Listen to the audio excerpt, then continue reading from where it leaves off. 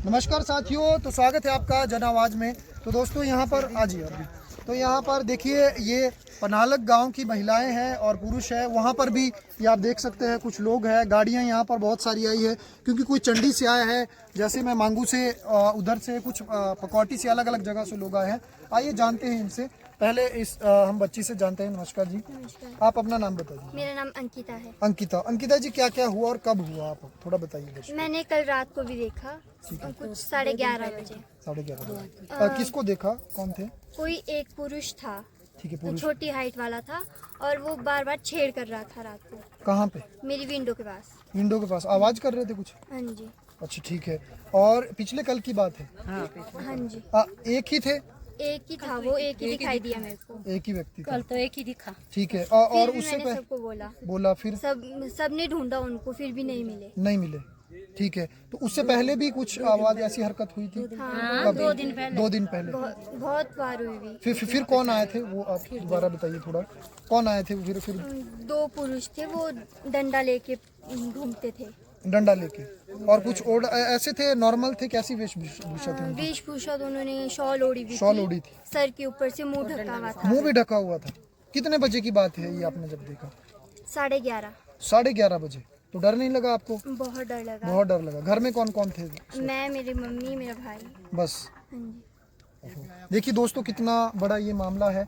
तो हम बाकी भी स्थानीयों से यहाँ पर जानते हैं। नमस्कार जी। नमस्कार। तो आप क्या कहना चाहेंगे इस मामले में जो ये हो रहा है? तो फिर आपने आज भी देखा, किसी ने ऐसा बताया? नहीं, मेरे को कल भी इसका मैसेज आया। हाँ जी बोलिए।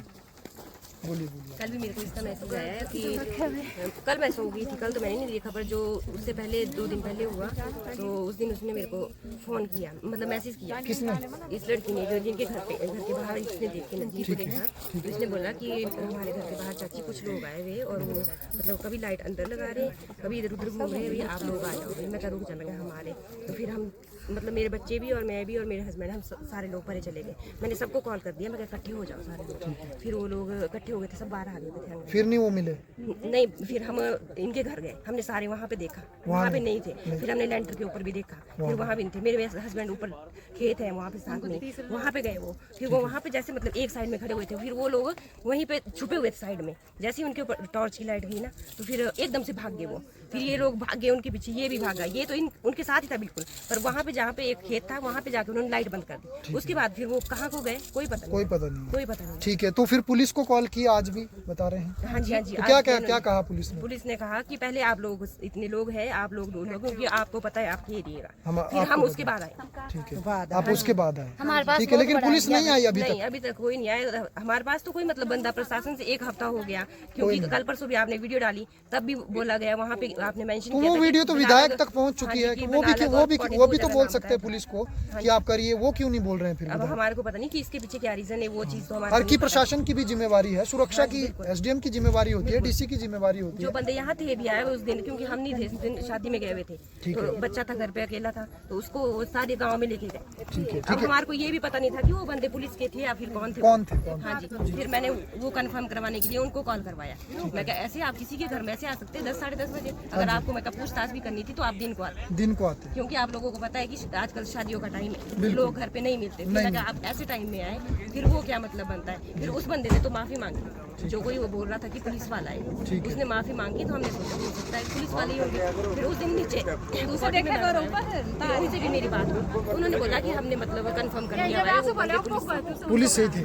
तो दाड़लाघाट पुलिस ने तो ये कहा कि हमारे से कोई परमिशन नहीं ली गई, बाहर के राज्य से। उन्होंने बोला कि वो लोग वहाँ पहुँच चुके हैं। मैंने बोला अगर वो लोग वहाँ पहुँच चुके हैं तो फिर आज भी वही 2 बंदे यहाँ पे दोबारा कैसे आ हाँ गए? जी, मैंने बोला कि वो क्या कर रहे हैं यहाँ पे? भी वो लोग तो आप लोग बताएंगे कि वो कौन थे। वो कौन थे? तो मतलब जनता की जिम्मेवारी है। पुलिस, हम लोग क्या बताएं? पुलिस जो पैसा ले रही है टैक्स का, उनका कोई काम नहीं है। उनका काम नहीं है, उनको सिर्फ ऐसे रखा गया है। मतलब वो कंपनी की सुरक्षा के लिए होंगे, फिर ऐसे ही लोग बोलते हैं। आप क्या कहना चाहेंगे? आप इस बारे में डर लग रहा है? हाँ जी, डर तो लगता ही है। जब एक हफ्ता हो गया हमारे को, तो रोज 2 बंदे आते हैं, जब ढूंढने तो कोई नहीं मिलते जी।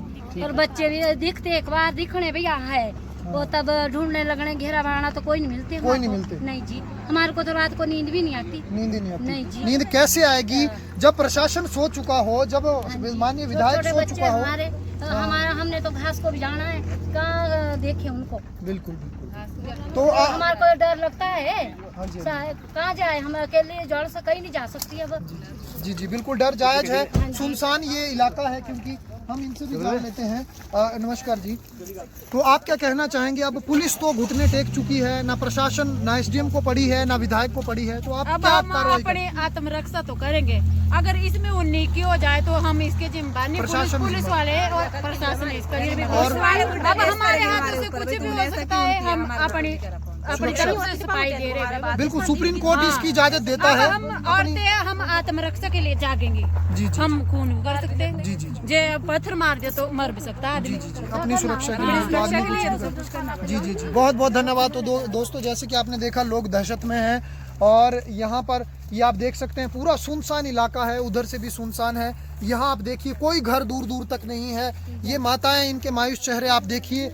ये प्रताड़ित है अर्की प्रशासन के द्वारा, ये प्रताड़ित है। स्थानीय विधायक और जनप्रतिनिधि जो वोट बैंक में आज घर घर घूम रहे हैं, ये शोषित है दाड़लाघाट पुलिस के द्वारा, जो कहीं ना कहीं जनता के टैक्स से वहाँ पर बैठी है, लेकिन कंपनी के लिए शायद वो नौकरी कर रही होगी, कंपनी की गुलामी कर रही होगी, यही होगा फिर। ये मायूस चेहरे आप देख सकते हैं। इनके घर ऊपर पड़ते हैं जीतराम शर्मा जी के पहाड़ पर, अकेले घर हैं, अकेले अकेले घर हैं। डर लगता है आपको? क्या कहना चाहिए? अरे डर, बहुत ज्यादा डर लग रहा है यहाँ पर। किसको जिम्मेवार मानते हैं इस नालायकी का? क्योंकि उनको तो आना चाहिए था वैसे। ये तो नालायकी हमारे प्रशासन और पुलिस विभाग जो कि लोगों का सहयोग दे रहे, और हमारे जो जनप्रतिनिधि जो मतलब जो प्रधान MLA, इनको आपस में मिलकर के भी कोई इशारे से फोन करके लोगों के साथ भेजते तो अत्यंत खुशी होनी थी भी हाँ चलो हमारे साथ कोई है।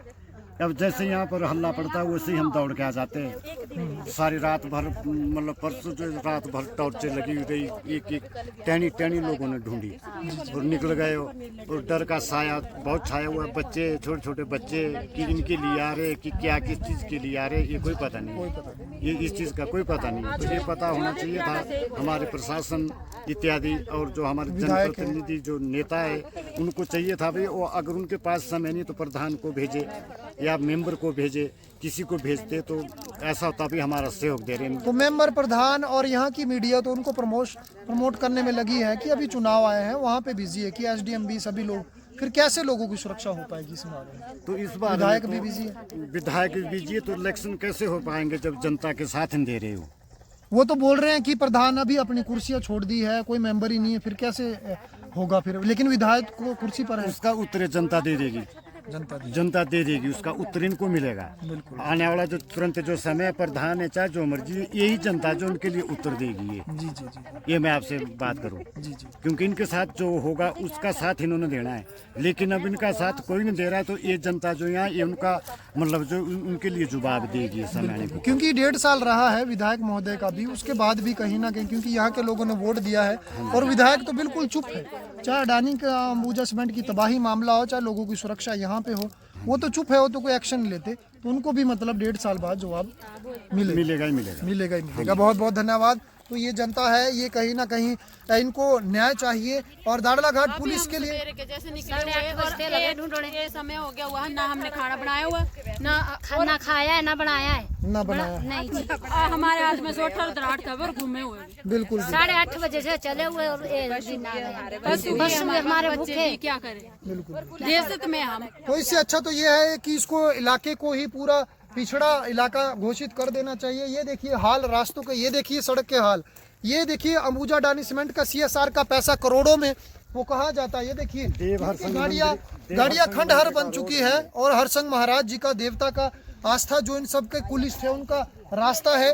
तो कंपनी की ही अगर रखवाली के लिए पुलिस है, प्रशासन है, विधायक उनके भाषा बोलते हैं, तो इसको पिछड़ा वर्ग कर दिया जाए। थोड़ा बहुत कोटा होगा तो उससे कोई सिक्योरिटी के लिए एक आदमी को सैलरी देकर, अपने ही किसी आदमी की दिहाड़ी भी लगेगी, उसको खड़ा कर लेंगे, एक बंदूक हाथ में दे दी जाए तो ताकि वो सुरक्षा कर सके। लेकिन महिलाएं मजबूर है, वो कह रही हैं लोग यहाँ के कि हम डंडा भी उठाएंगे, दराट उठाएंगे, हम अपनी सुरक्षा के लिए करने के लिए मजबूर है, क्योंकि पूरा अर्की प्रशासन एक्सपोज हो चुका है, कंपनी को बचाने में लग चुका है और लोगों की कोई नहीं सुन रहा है। दोस्तों, आप कमेंट में अपनी राय जरूर दें कि ये क्यों इस तरह का नरसंहार चल रहा है और ये क्यों मूक दर्शक बनकर देख रहे हैं। क्या जनता कीड़े मकोड़े बन चुकी है? ज़्यादा से ज़्यादा वीडियो को शेयर करें। जय हिंद, जय हिमाचल।